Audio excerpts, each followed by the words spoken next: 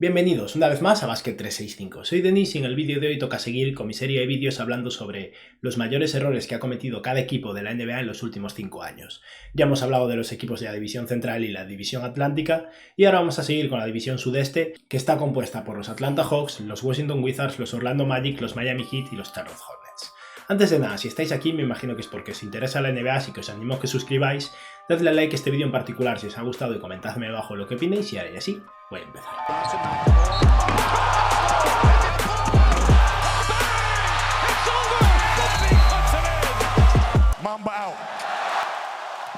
En caso de que no hayáis visto los dos vídeos anteriores de esta serie, los pondré en la descripción del vídeo por si os interesa y de paso estará también ahí mi Twitter por si os apetece seguirme. Ahora vamos a empezar entonces hablando de esta división sudeste. Voy a destacar una cosa que destaco en cada vídeo. Voy a intentar no darle tanta importancia a las selecciones del draft. Si un equipo ha cometido errores en otro lado, intentaré priorizar eso porque el draft es más complicado realmente, evaluar el talento y realmente acertar no es tan sencillo, así que lo mencionaré si ha habido cosas realmente destacables, pero intentaré dejarlo siempre en un plano secundario siempre y cuando sea posible. Vamos a empezar entonces por los Atlanta Hawks, que últimamente lo están haciendo muy bien, pero no empezaron tan bien estos últimos 5 años. Y vamos a empezar hablando precisamente de una elección del draft, es verdad, pero es algo que no quiero destacar tanto, pero creo que es digno de mención. Y es que en el draft de 2018, en el que con el pick número 5 draftearon a Trae Young y después draftearon a Kevin Huerter, así que acertaron bastante, tenían también la elección número 30 y decidieron seleccionar al único jugador que ha salido mal de Villanova últimamente, en Omari Spellman. Y es verdad, pick número 30 tampoco es para tanto, pero sí que es verdad que unos picks después estuvo Jalen Brunson con la elección 32 o 33, también estuvo Devonte Graham, Mitchell Robinson, que hubiera sido un center interesante para este equipo, y si bajamos todavía más, el pick número 42 fue Bruce Brown, que es un muy buen defensor, aunque conste que es bastante pequeñito, así que no tengo claro cómo funcionaría junto a Trae Young, pero es verdad que hubo opciones mejores en ese draft, dado que Omari Spellman un par de años después, o creo que incluso el año siguiente, ya lo habían intercambiado a otro lado porque no querían nada de él, realmente no estaban convencidos con el producto y a día de hoy Omari Spellman ya no está en la NBA. Pero esto está bastante lejos de ser lo peor que han hecho los Atlanta Hawks en los últimos 5 años, porque como veremos ahora y con bastantes equipos de esta división sudeste, muchos equipos sufrieron la subida del margen salarial de 2016 y gastaron dinero de manera bastante poco eficiente. En el caso de los Hawks decidieron ofrecerle un contrato a Dwight Howard, un jugador que ya estaba empezando a caer un poco en desgracia después de su etapa en los Houston Rockets. Todavía no era lo que era Dwight Howard hace un año, que hasta que se salvó un poco por LeBron James y los Lakers parecía que estaba acabado, pero decidieron pagarle a Dwight Howard un contrato de 3 años y $70,5 millones que no salió nada bien. En defensa de los Hawks, este contrato tampoco les pesó tanto. Un año después lo consiguieron intercambiar a los Hornets a cambio de un par de jugadores menos importantes y dentro de lo que cabe le pagaron un contrato muy grande, pero no tuvieron que cargar tanto con él. Pero hay otro jugador al cual ficharon en esa agencia de 2016, o renovaron de hecho, en esa agencia de 2016 y al cual le pagaron y se lo comieron mucho más, y es Kent Bazemore. Bazemore era un jugador que era un 3&D, decente, nada excepcional tampoco, y que estaba ya en Atlanta, y decidieron firmarlo por una extensión de 4 años y $70 millones,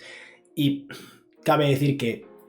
eso era un jugador decente, un role player, ni siquiera un titular indiscutible en ese equipo, y al final pues le salió bastante caro. Vamos a ver los números de Kent Bazemore en su etapa en los Hawks, en el momento que decidió renovar ese contrato, hasta que los Hawks lo intercambiaron, y es que en 3 años, de su edad de 27 a 29 años, Bazemore promedió en ese equipo casi 12 puntos, 3,6 rebotes, menos de 3 asistencias, 4 triples intentados, un 41% en tiros de campo y un 35% desde 3.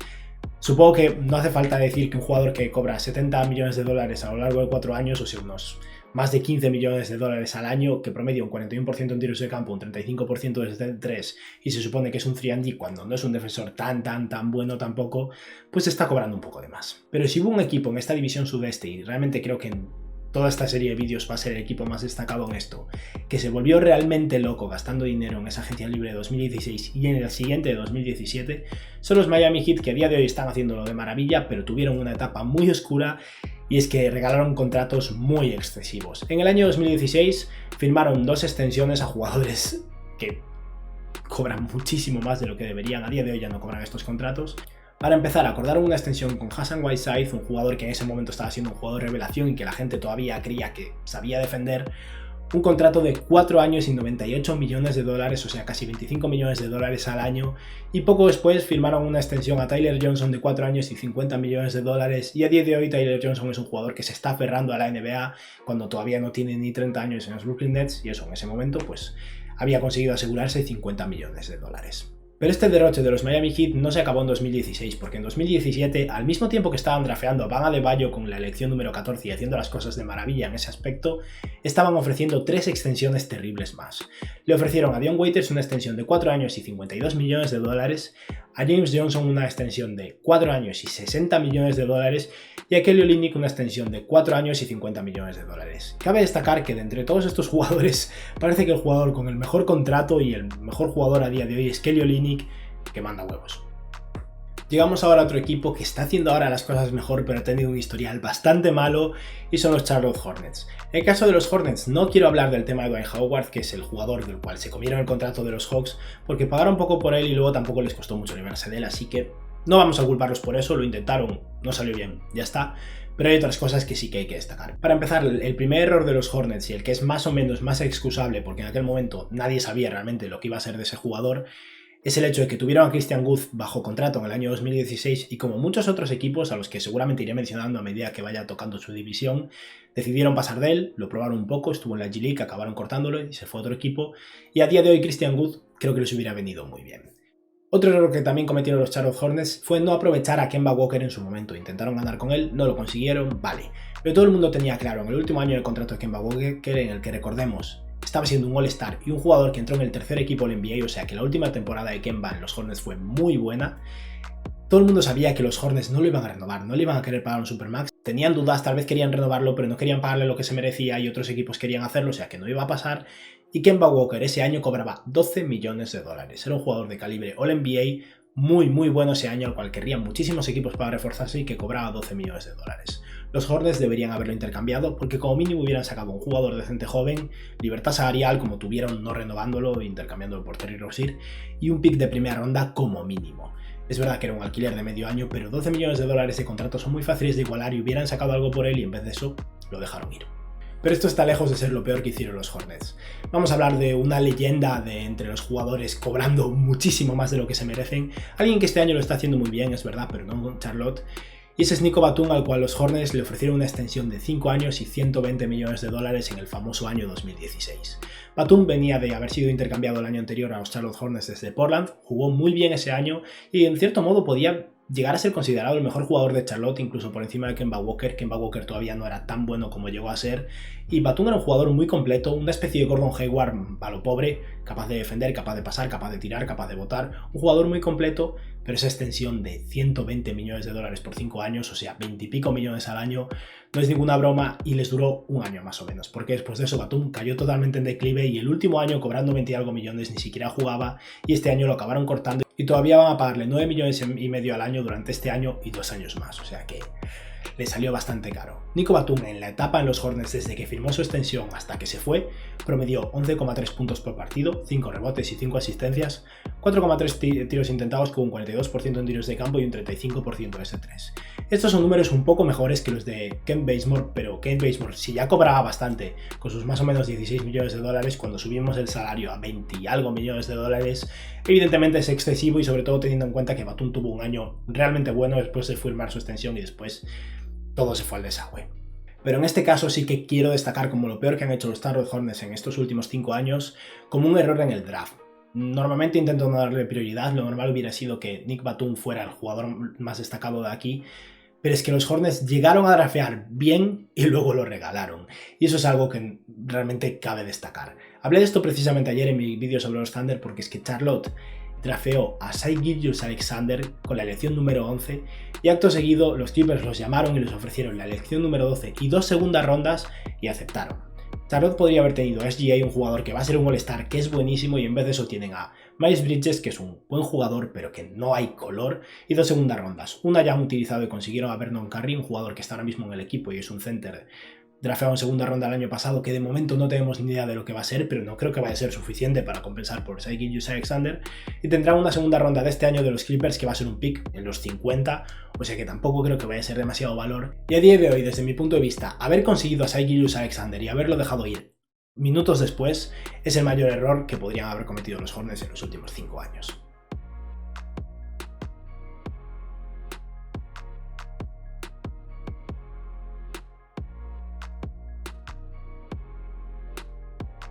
Y vamos a seguir con otro equipo que lo ha hecho bastante mal en estos últimos 5 años, un equipo que a día de hoy, teniendo 2 All-Stars o 2 jugadores de calibre All-Star, uno muy cotizado, no consigue ganar en absoluto, y esos son los Washington Wizards, que tuvieron bastantes errores, como decía. Y vamos a empezar por uno que podría parecer mucho más alto en la lista, pero que he decidido que al final no fue para tanto, y fue la extensión de contrato de Otto Porter Jr. Otto Porter fue el tercer pick de su draft, o sea que era un jugador del cual se esperaba muchísimo y evidentemente no ha estado a la altura de esas expectativas, pero sigue siendo un 3&D muy bueno y un jugador cuyo mayor problema es que no se mantiene sano. Pero en el caso de los Wizards lo tenían como agente libre restringido ese año y recibió una oferta enorme, y los Wizards decidieron igualar, así que se quedaron pagándole a Otto Porter Jr. $106 millones a lo largo de 4 años, que evidentemente es demasiado. Aún así, como decía, no me parece tan malo porque mantuvieron a Otto Porter, que era un jugador interesante para ese equipo, que en aquel momento con John Wall, Bradley Beal, Markieff Morris y Marcin Gortat competían por entrar en playoffs y era un equipo decente. Y dentro de lo que cabe, si bien le pagaban un montón, no les costó tanto librarse de él cuando decidieron tomar otro rumbo. Lo enviaron a los Chicago Bulls a cambio de Jabari Parker y Bobby Portis, 2 jugadores que se acabó su contrato ese año y realmente ya no renovaron, o sea que simplemente sacaron, creo que una segunda ronda por Otto Porter, así que no sacaron nada, pero tampoco fue para tanto. O sea como sea, el contrato es excesivo, así que cabe mencionarlo, pero hay cosas peores. Para empezar, Ian Mahinmi, un jugador que también en 2016 tuvo la suerte de ser agente libre, y era un jugador que los Indiana Pacers era un center suplente no tan importante, y recibió una oferta de los Washington Wizards de 4 años, $64 millones para ser un center suplente no tan importante. Una vez se acabó el contrato de Mahinmi el año pasado, yo creía que algún equipo le iba a ofrecer como mínimo la mínima para jugar desde el banquillo, porque no me parece un center suplente no tan importante tan malo, pero ni siquiera está en la NBA, así que evidentemente el contrato fue bastante excesivo y no sé si volveremos a verlo en la liga. Pero hay algo que quiero destacar como lo peor que han hecho los Wizards en estos últimos años, que fue rendirse con Kelly Oubre Jr. a cambio de un poco de ayuda extra a corto plazo que no tuvo sentido. Y es que en su momento, en el 4º año de Kelly Oubre Jr., un jugador que iba a ser agente libre restringido y que era un jugador interesante, decidieron intercambiarlo a los Phoenix Suns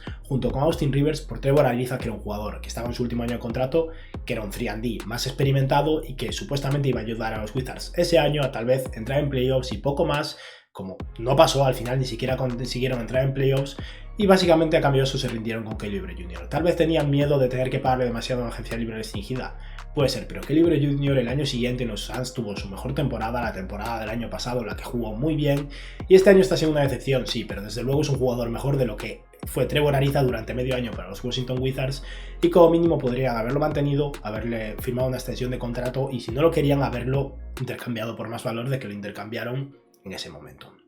Y ahora llegamos a un equipo que no estoy seguro, pero puede que sea el que más tiempo me lleve de toda esta lista de equipos, porque han cometido un error tras otro en estos últimos años. Parece que por fin están tomando un rumbo mejor, pero ese equipo son los Orlando Magic, y la verdad es que no sé si hubo un equipo que hiciera peor las cosas entre 2015 y 2017. Los Orlando Magic, para empezar,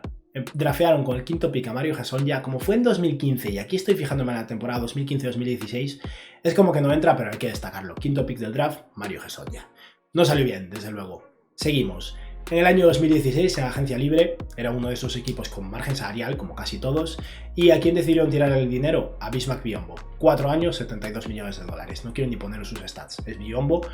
Se lo comieron durante un par de años, pues después lo intercambiaron por Mozgov, acabaron cortando a Mozgov, y ese contrato pues acabó muriendo, pero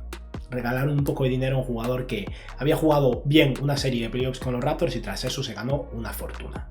Al igual que hablamos de anotadores a 3 niveles, capaces de anotar en el aro en media distancia y desde 3, los Magic en su momento cumbre eran capaces de fallar a 3 niveles también. Fallaron en el draft con Mario Hezonja, fallaron en la agencia libre firmando el contrato de Biyombo y fueron catastróficos haciendo intercambios. Para empezar, los Magic tenían en ese momento a Tobias Harris atado por varios años y era un jugador joven, prometedor, que a día de hoy todos sabemos que no es una superestrella, pero es un jugador de esos que en un buen equipo y en el momento adecuado puede llegar a ser All-Star, y si no va a ser uno de los mejores jugadores que no hayan sido All-Star de esta década. ¿Y qué decidieron hacer con este jugador joven, prometedor y que realmente encajaba bien en el equipo? Enviarlo a los Detroit Pistons a cambio de Ersan Ilyasova y Brandon Jennings, que ya estaba bastante lejos de haber sido aquel Brandon Jennings tan interesante en su primer año en la NBA.